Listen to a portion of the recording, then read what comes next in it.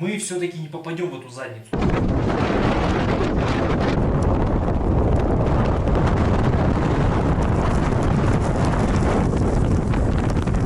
Как это? Погода такая, он где-то закрыли.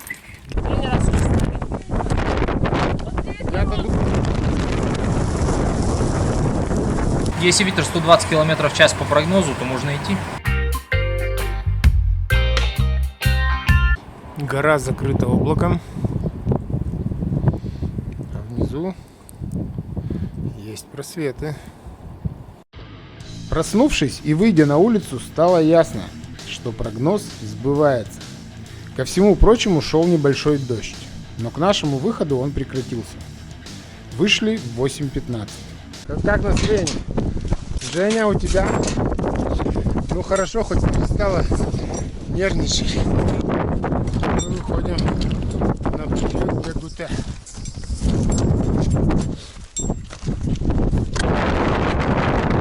Через полчаса подошли к гребню. Ветер усилился. Уже не в душе закрались легкие сомнения о правильности принятого решения.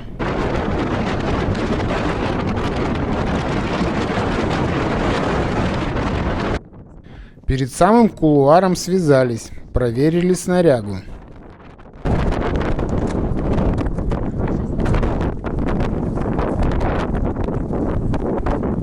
Вдоль кулуара висит металлический трос, но расположен он на 20 метров ниже тропы, по которой все переходят кулуар. Поэтому воспользоваться им для страховки нет никакой возможности. То есть веревку мы не вытягиваем, идем вместе. Собственно, опасный участок кулуара прошли за 1 минуту. Да и в это время года он менее опасен, чем летом. Снег держит камни и не дает им катиться. Камера на шлеме была наклонена. И вот на этом 10-секундном отрезке при монтаже я повернул картинку, чтобы вы посмотрели, как склон и кулуар выглядят в реальности. Вчера все стояли, стыковали, считали, за сколько минут надо его в итоге пройти. А за сегодняшний день это было самое лайтовое место вообще во всем маршруте. Самое приятное, где можно было насладиться. Откуда сами?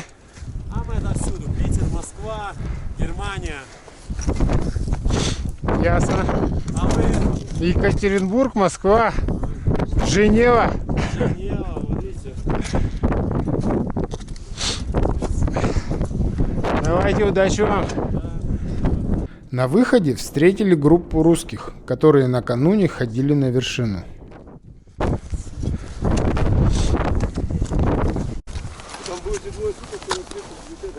Ну а что делать? Там народу много? Никого. Отлично. У нас есть вино и гитара. Счастливо вам. Спасибо, давайте вам тоже удачи.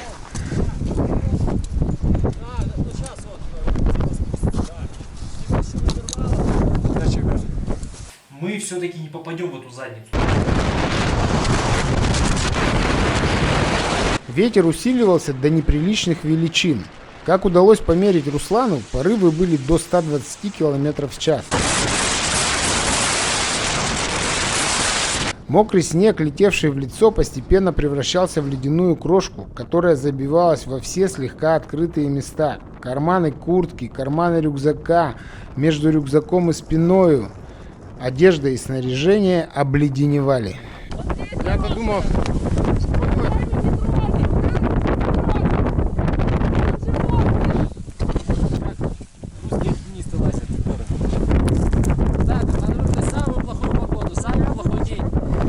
Самый сложный участок. Как бы то ни пошло, мы сможем обеспечить тебе должный уровень комфорта и безопасности, потому что группа маленькая.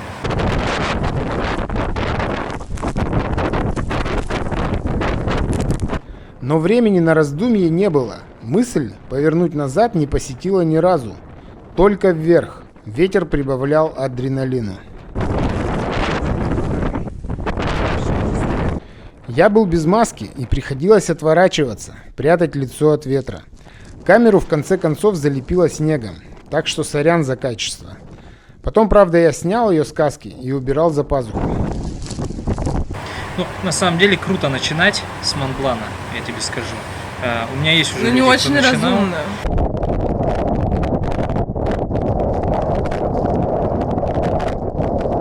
Нет, это разумно, когда маленькая компания, потому что когда Дима задал мне вопрос, моя дочь справится, если она нигде не была, я сказал, что да, она справится.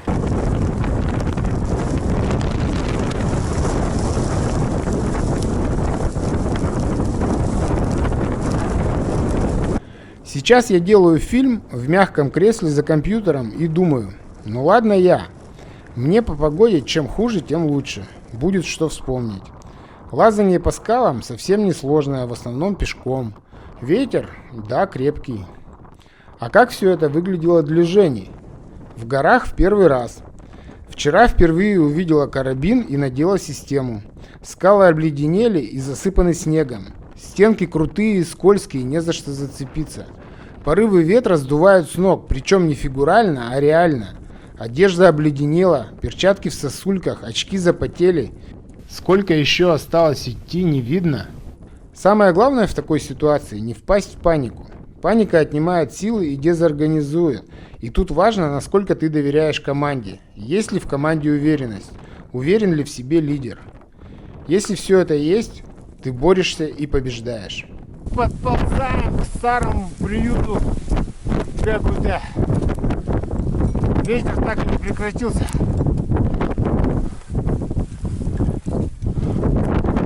Осталось немножко. 15 метров. Это как в играх в детских, то есть ты там играешь, там все время сменяется пейзаж, сменяются герои и уровень сложности при этом, а жизни у тебя падают. Вот. Ну, типа, в то время, пока ты там идешь, да, у тебя все меньше и меньше. Вот, и реально. В этом-то и фишка, что ты тупо всегда стремишься, лишь бы не было гейм-овер. В 1:45 мы достигли старого приюта ДГУТ. Наконец-то он показался спасительный, как Ноев ковчег среди гудящего ледяного хаоса.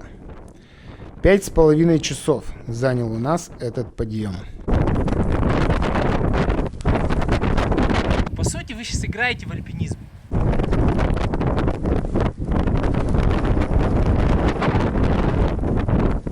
Тросы выводили прямо на металлическую площадку перед приютом.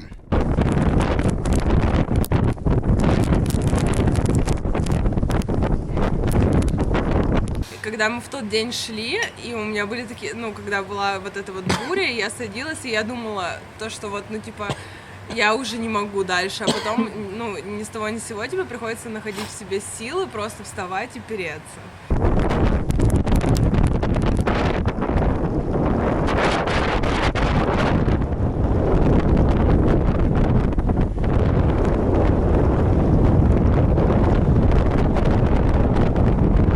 Я ей просто скинул ссылку Мирославы, я говорю, почитай, она там все подробно расписала. Вот, ты читала из Фейсбука? Я просто фотошки посмотрела, она там такая радостная, типа на фоне снега. И я такая, ну класс, мне подходит.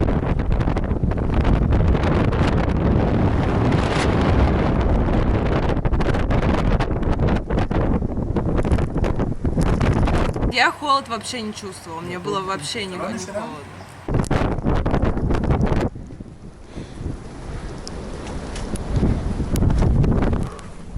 Ура! Пришли. Закрывай.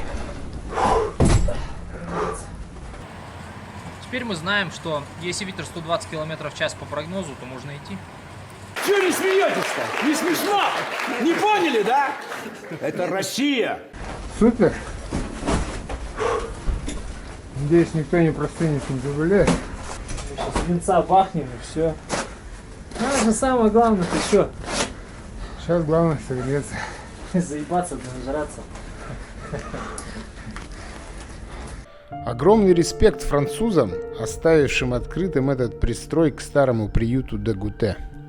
Как по волшебству мы попали из ледяного хаоса в тепло. +3. Переоделись в сухое и стали готовить обед. Прикиньте, какой тут комфорт нас ждал в старом приюте Ну, чтобы Дегуте. он ждал нам вот в таком вот варианте, когда никого нет, надо было закорячиться сюда в самую непогоду. Ну да, если бы мы вчера пришли, то было бы... Было бы тепло. Приют рассчитан на 25 спальных мест. Но можно постелить матрасы на полу в обеденной зоне. И бонусом есть еще одна комната на входе. Тут вообще очень много может народу ночевать. Второй ярус обширный. Ну, полтинник нас спала. Прошлый раз. В смысле полтинник? Это вы одна группа, что ли, была? Нет. Это какая-то французская система была. Ну что, давай, за прибытие в штурмовой лагерь. Выпили горячего глинтвейна и начали обмениваться впечатлениями. Ну вот, если честно, меня пару раз, вот идешь по склону и равновесие теряешь, тебя сдувает, приходится ледорубом остановиться. Ну а ты представляешь, как мы Включи кнопочку моды. Ну, 123, наверное, мы же тебе верим. Ну, моды включи. 123,1, вот он не врет. Да это еще Руслан снимал, но только я видела, когда Лайтовый, он да? достал приборчик и начал, это еще было не худшее. Ну да, я тоже думаю, что он было хуже. Вот когда с ног сдувало, где-то 140, наверное, было, да? Ужас. Не, вначале оно было еще ничего, потому что, мне кажется, было более теплее. Когда мы выше поднялись, это все стало в лед Нет, превращаться. просто вот когда мы уже в конце начали идти, там хотя бы можно было продохнуть, потому что начались такие моменты, когда типа отключается ветер. Ты можешь силами собраться и как бы дальше потом. Ну да, вот это вот, конечно, мы тебя немножко в заблуждение ввели, что будет всего 60 километров в час. Но ты зато сейчас поняла, что такое 124, да, или 123, или даже 140. И как отсюда... И как хорошо, что здесь построен вот Я с этот... детства знаю, что тебе доверять в такой херне нельзя вообще. Да. Я вышел, понял, что идти можно, и мы пошли. А сколько там ветер был? Если бы не было приборчика, мы бы и не мерили, так бы и сходили. Ну типа это уже был такой на грани сегодня, я считаю, поступок. Ну да. Но зато запомнится. Я вот когда... Все обошлось нормально, ну честно сказать. А что бы не обошлось-то? Ну стал бы ветер сильнее, бы развернулись, и пошли вниз. Ага, нет, лучше уж вверх. Ну нет, просто реально были моменты такие на грани. Руслан был на Монблане в 10-й раз и учил нас уму-разуму. Никто здесь летом без связки не ходит. Никто. Все в связках ходят. А Мирослава вот пост разместила, что она без связки. Правильно? В одиночку. Правильно. Вот потом вот такие вот без связки в одиночку читают отчеты и идут. И вот они, 10-15 человек за сезон погибают. Монблан не такая технически сложная гора. Можно и в одиночку проскочить. А можно не проскочить. Поэтому, дабы долго жить, да, и счастливо, Надо пить лучше, да, лучше ходить группой. То я вообще не понимала, что существует что-то, кроме того, что я иду сейчас. Вот я иду, я не могу вам сказать, о чем я эти 8 часов думала. Ну, типа, мне кажется, что мой мозг вообще не функционировал. Ну, кроме как переключить карабин и так далее. Ну, так это же классно. Ну, то в есть том-то ты и да, и очищаешь прикол. карму свою. Всякие. То, что тебе в городе и в цивилизации засоряет мозг, ты его здесь очищаешь. Если бы еще тут интернета не было, было бы вообще. Да, Атас. согласно интернету, он развращает. Но интернет пришлось раздать. Ведь когда домашние знают, что на горе есть интернет, они начинают волноваться, если весточка не приходит. Ну и Facebook, и Instagram, у тех, у кого они есть, тоже ждут новостей. Ночью бушевал ураган, но на утро все по прогнозу. Небо почти чистое. Наконец-то я смогу показать вам пятачок, на котором расположен старый приют.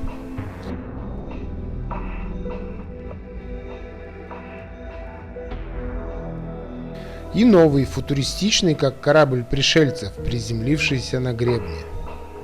А вот вниз ведут тросы, по которым мы вчера поднимались. Солнца еще нет, но вид уже грандиозный. В приюте -3. Мы завтракаем. Настал энный день нашего путешествия на Монблан. Вот смотрите, это все, что осталось от сыра. Да.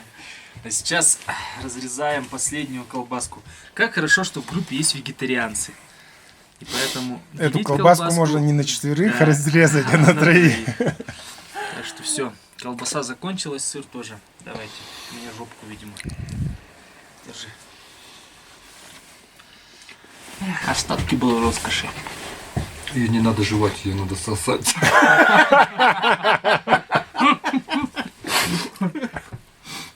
Как награда за вчерашнее испытание выглянуло солнце. Мы полюбовались окрестностями, натянули веревку и стали сушить вещи.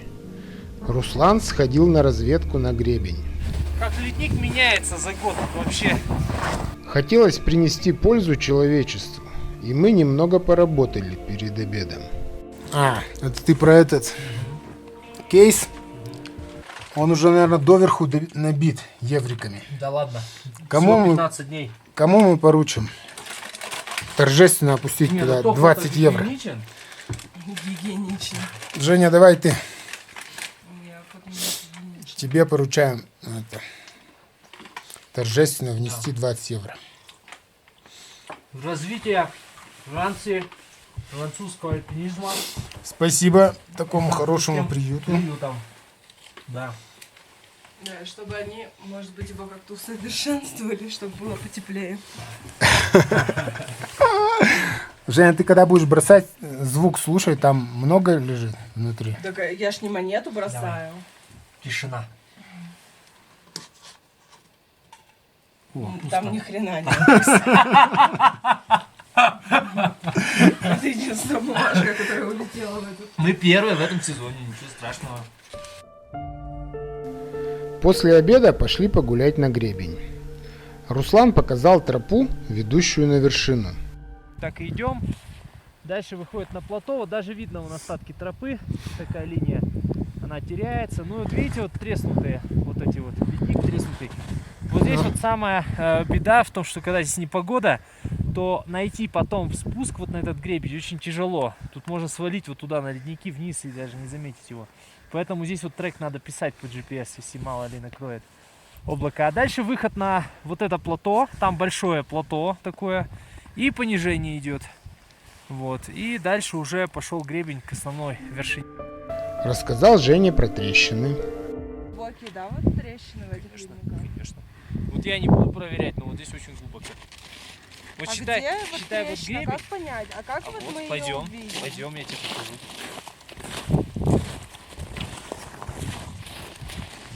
Вот видишь, вот снег куда-то, ну куда-то же он Вот сыпется. так вот. То есть здесь вот она, вон она, видите, как идет? Она вот сейчас, я уже на краю нее стою. Ну, там мосты, все это заферновано. Вот сейчас состояние очень хорошее.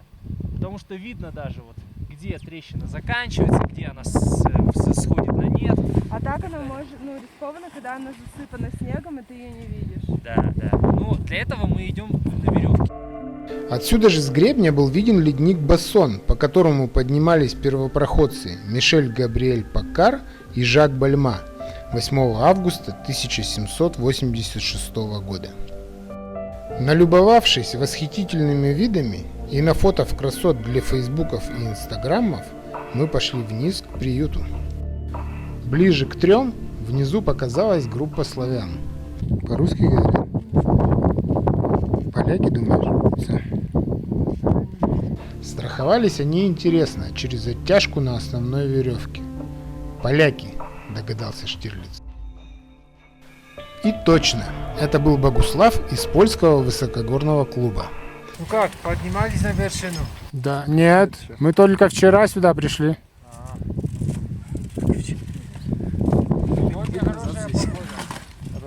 Сегодня отдыхаем, сушимся. Ничего страшного, завтра будем вместе. Да. Welcome. You should give us the movie then. You Yeah. make it a movie. I will give Я с my Юрой, ой, не знаю сколько лет. Это польский высокогорный клуб? Да, да, Понятно. О. Ой, Да, Юра рассказывал про вас. Значит, 2003 года из Хан По старой русской традиции мы напоили их иван-чаем, а Богуслав рассказал нам, почему они вскрыли дверь приюта. Как это? Погода такая, он где-то закрыли. Это я здесь 23 года. Это всегда открыто. Всегда это было закрыто. Что-то такое. Это непонятно. Прелесть заката как раз-таки в цветах, которые внизу, а не наверху. Ну и в конце дня Монблан подарил нам восхитительный закат, полюбоваться на который вышли и 11 вновь прибывших поляков, и наша русская четверка. Конечно, всех потянуло на философские темы. Короче, я поняла то, что цифровое изображение почему-то очень плоское. А что, принципе. пленочная? Пленочное, мне кажется, глубже гораздо. Не знаю. Может, из-за того, что резкость там меньше. Ну и самое интересное, что мы узнали за этот день, и что явится для нас невозможностью отступать на восхождение, а для вас обязательством посмотреть следующую серию, это... Пришло сообщение, что у вашего друга день рождения. Кстати, я так и не понял, не прочитал, сегодня или завтра, действительно. Завтра, да? Правильно просто. Завтра на самом деле. Вот, понятно. Это чтобы люди готовились заранее. Видишь, как сделал дату специально сделал. Так что завтра Миша 45, да? Да. Ну ты крутой. Юбилей Ну, на вершине Монблана. Это было бы чем- круто. Блин, Ну ну все, да, это очень значит, круто. у нас нет права не взойти завтра. Да, да. Вот я вообще очень завидую и люблю, чтобы вот люди встречали эти праздники, Новый год там, или день рождения в горах. У меня, значит, такая традиция была постоянно встречать в горах. День рождения в апреле, и такое стрёмное время. Кстати, я здесь день рождения свой встречал, только в Шамани.